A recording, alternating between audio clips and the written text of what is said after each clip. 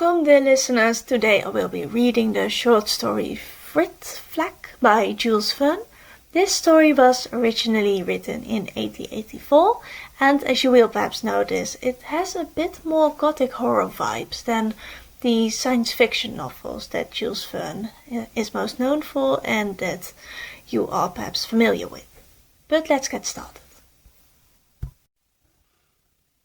Swish, it is the wind let loose. Swash, it is the rain falling in torrents. This shrieking squall bends down the trees of the Volcanian coast and hurries on, flinging itself against the sides of the mountains of Crimea. Along the whole length of the littoral are high rocks, gnawed by the billows of the vast sea of Megalocrida. Swish, swash. Down by the harbour nestles the little town of Leuctrop.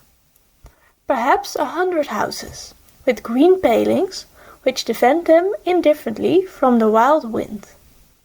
4 or 5 hilly streets, ravines rather than streets, paved with pebbles and strewn with ashes thrown from the active cones in the background. The volcano is not far distant. It is called the Volcano. During the day it sends forth sulphurous vapours. At night, from time to time, great outpourings of flame. Like a lighthouse carrying 150 kurtzes, the Volcano indicates the port of Leuctrop to the coasters, velsens, verliches and balances, whose keels furrow the waters of Megalocrida. On the other side of the town are ruins dating from the Crimean era, then a suburb, Arab in appearance, much like a kasbah, with white walls, domed roofs and sun-scorched terraces, which are all nothing but accumulations of square stones thrown together at random. Veritable dice are these, whose numbers will never be affected by the rust of time. Among others, we notice the 6-4, a name given to a curious erection, having 6 openings on one side and 4 on the other. A belfry overlooks the town, a square belfry of Saint Philip-Philena, with bells hung in the thickness of the walls, which sometimes a hurricane will set in motion. This is a bad sign. The people tremble when they hear it. Such is Leuctrop. Then come the scattered habitations in the country, set amid heat and broom, as in Brittany. But this is not Brittany. Is it France? I do not know. Is it Europe? I cannot tell. At all events, do not look for Leuctrop on any map. Rat-tat! A discreet knock is struck upon the narrow door of 6-4. At the left corner of the Rue Messanglière. This is one of the most comfortable houses in Leuctrop, if such a word is known there. One of the richest, if gaining some millions of fratzes, by hook or by crook, constitutes riches. The rat-tat is answered by a savage bark, in which is much a lupine howl, as if a wolf should bark. Then a window is opened above the door of 6-4, and an ill-tempered voice says, "Deuce take the people will come bothering here." A young girl, shivering in the rain, wrapped in a thin cloak, asks if Dr. Trivalgus is at home. He is, or he is not, according to circumstances. "I want him to come to my father, who is dying." "Where is he dying?" "At Volcano, 4 katzes from here." "And his name?" Volcano, the herring salter." "Yes, and if Dr. Trivalgus—" "Dr. Trivalgus is not at home." And the window is closed with a slam, while the swishes of the wind and the swashes of the rain mingle in a deafening uproar. A hard man, this Dr. Trivalgus, with little compassion, and attending no one unless paid cash in advance. His old Hertzog, a mongrel of bulldog and spaniel, would have had more feeling than he. The house, called 6-4, admitted no poll, and opened only to the rich. Further, it had a regular tariff. So much for a typhoid fever, so much for a fit, so much for a pergdy gratis, and for other complaints which doctors invented by the dozen. Now, Volcano, the herring salter, was a poor man and of low degree. Why should Dr. Trevelgas have taken any trouble, and on such a night? "Is it nothing that I should have to get up?" he murmured as he went back to bed. "That alone is worth 10 fretzels." Hardly 20 minutes had passed when the iron hammer was again struck on the door of 6-4.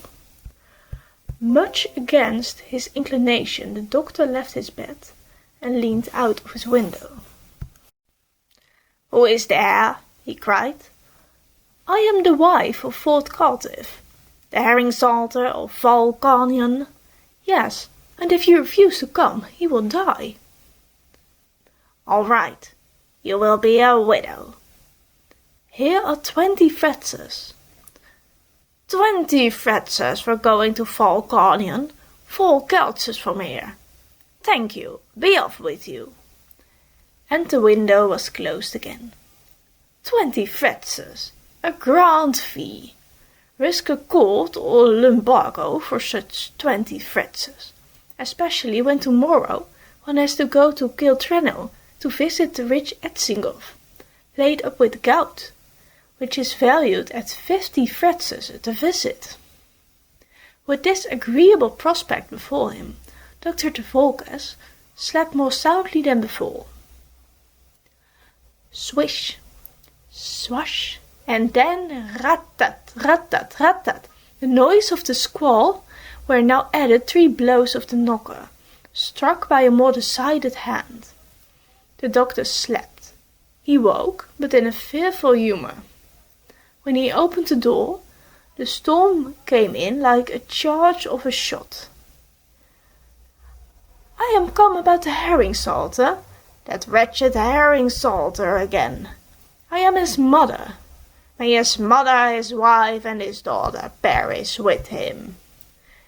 He has had an attack. Let him defend himself. Some money has been paid us," continued the old woman. "An installment on the house sold to Commodore Dothrop of the Rue Messangier. If you do not come, my granddaughter will no longer have a father, my daughter-in-law a husband, myself a son." It was piteous and terrible to hear the old woman's voice, to know that the wind was freezing the blood in her veins, that the rain was soaking her very bones beneath her thin flesh. "A fit? Why, that would be 200 fretzels," replied the heartless Trevelgas. "We only have 120. Good night," and the window was again closed. But after due reflection, it appeared that 120 fretzels for an hour and a half on the road, plus half an hour of visit, made a fretzel a minute. A small profit, but still not to be despised. Instead of going to bed again, the doctor slipped into his coat of velvet, went down in his wading boots, stowed himself away in his great coat of lutine, with his sauret on his head and his mufflers on his hands.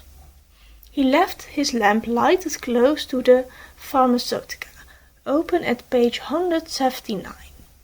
Then, pulling the door of 6-4, he passed on the threshold. The old woman was there, leaning on her stick, bowed down by her 80 years of misery. "The 120 fretzels. Here's the money, and may God multiply it for you 100-fold. God, whoever saw the colour of his money." The doctor whistled for Hertzog, gave him a small lantern to carry, and took the road towards the sea. The old woman followed. What swishy swashy weather! The bells of St. Philomena are all swinging by reason of the gale. A bad sign. But Dr. Trevoglas is not superstitious. He believes in nothing, not even in his own science, except for what it brings him. What a weather, and also what a road! Pebbles and ashes, the pebbles slippery with seaweed, the ashes cracking with iron reviews. No other light than that from Hertzog's lantern, vague and uncertain. At times, jets of flame from Volcano uproar themselves, and in the midst of them appear great comical silhouettes. In truth, no one knows what is in the depths of those unfathomable craters. Perhaps spirits of the other world, which volatilize themselves as they come forth.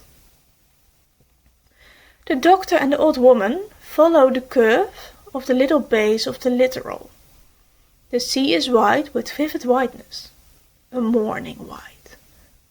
It sparkles as it throws off the crests of the surf, which seem like outpourings of glowworms. These two persons go on thus as far as the turn in the road between sandhills, where the broom and the reed clash together with a shock like that of bayonets. The dog had drawn near to his master, and seemed to say to him, "Come, come, 120 fractures for the strong box. That is the way to make a fortune. Another root added to the vineyard, another dish added to our supper, another meat pie for the faithful Herzog. Let us look after the rich invalids, and look after them, according to their purses." At that spot the old woman pauses. With her trembling finger, she points out among the shadows a reddish light. There is the house of Fort Cardiff, the herring salter. "There?" said the doctor. "Yes," said the old woman. "Hurrah!" cries the dog Herzog. A sudden explosion from the Volcano, shaken to its very base. A sheaf of lurid flame springs up to the zenith, forcing its way through the clouds. Dr. Trevoglas is hurled to the ground. He swears roundly, picks himself up, and looks about him. The old woman is no longer there. Has she disappeared through some fissure of the earth, or has she flown away on the wings of mist? As for the dog, he is there still, standing on his hind legs, his jaws apart, his lantern extinguished. "Nevertheless, we will go on," mutters Dr. Trevoglas. "The honest man has been paid his 120 fractures, and he must earn them." Only a luminous speck at the distance of half a kurz. It is the lamp of the dying, perhaps the dead. Of course, it is the herring salter's house. The old woman pointed to it with her finger. No mistake is possible. Through the whistling swishes and the dashing swashes, through the uproar of the tempest, Dr. Trevoglas tramps on with hurried steps. As he advances, the house becomes more distinct, being isolated in the midst of the landscape. It is very remarkable how much it resembles that of Dr. Trevoglas, the sixth floor of Lugtrop. The same arrangement of windows, the same little arched door. Dr. Trevoglas hastens on as fast as the gale allows him. The door is ajar. He has but to push it. He pushes it, he enters, and the wind roughly closes it behind him. The dog Herzog, left outside, howls, with intervals of silence. Strange! One would have said that Dr. Trevoglas has come back to his own house. And yet he has not wandered. He has not even taken a turning. He is at Volcano, not at Lugtrop. And yet here is the same low, vaulted passage, the same wooden staircase with high banisters, borne away by the constant rubbing of hands. He ascends. He reaches the landing. Beneath the door a faint light filters through, as in sixth floor. Is it a delusion? In the dimness he recognizes his room. The yellow sofa, on the right the old chest of pear wood, on the left the brass-bound strong box in which he intended to deposit his 120 fretsers. There is his armchair with the leather cushions. There is his table with its twisted legs, and on it, close to the expiring lamp, his pharmaceutica, open at page 197. "What is the matter with me?" he murmurs. What is the matter with him? Fear. His pupils are dilated. His body is contracted, shriveled. An icy perspiration freezes his skin. Every hair stands on end. But hasten! For want of oil the lamp expires, and also the dying man. Yes, there's the bed, his own bed, with posts and canopy, as wide as it is long, shut in by heavy curtains. Is it possible that this is the pallet of a wretched herring salt? With a quaking hand, Dr. Travolka seizes the curtains. He opens them. He looks in. The dying man, his head uncovered, is motionless, as if his last breath. The doctor leans over him. Oh, what a cry, to which outside responds an unearthly howl from the dog. The dying man is not a herring salter, thought Cardiff. It is Dr. Travolka's. It is he whom congestion has attacked, he himself. Cerebral apoxclemy, with sudden culmination of cirrhosity on the cavities of the brain, with paralysis of the body on the side opposite to that of the seat of the lesion. Yes, it is he who was sent for whom 120 fractures have been paid. He who, from hardness of heart, refused to attend the herring salter. He who was dying. Dr. Travolka is like a madman. He knows himself lost, and each moment the symptoms increase. Not only all the functions of the organs slacken, but the lungs and the heart cease to act. And yet he has not quite lost consciousness. What can be done? Bleed. If he hesitates, Dr. Travolka is dead. In those days they still bled. And then, as now, medical men cured all those apocalyptic patients who were not going to die. Dr. Travolka seized his case, takes out his lancet, opens a vein in the arm of his double. The blood does not flow. He rubs his chest violently. His own breathing grows slower. He warms his feet with hot bricks. His own grow cold. Then the double lifts himself, falls back, and draws one last breath. Dr. Travolka, notwithstanding all that his science has taught him to do, dies beneath his own hands. In the morning, a corpse was found in the house of 6-4, that of Dr. Travolka. They put him in a coffin and carried him away with much pomp to the cemetery of Lugtrop, whither he has sent so many others, in a professional manner. As to old Hertzov, it is said that, to this day, he haunts the country with his lantern alight, and howling like a lost dog. I do not know if that be true, but strange things happen in Volcania, especially in the neighborhood of Lugtrop. And, again, I warn you not to hunt for that town on the map. The best geographers have not yet agreed as to its latitude, not even as to its longitude. This was the short story Frritt-Flacc by Jules Verne. If you enjoyed this, please leave a like, perhaps comment, and check out my other content. And I'll see you perhaps the next time.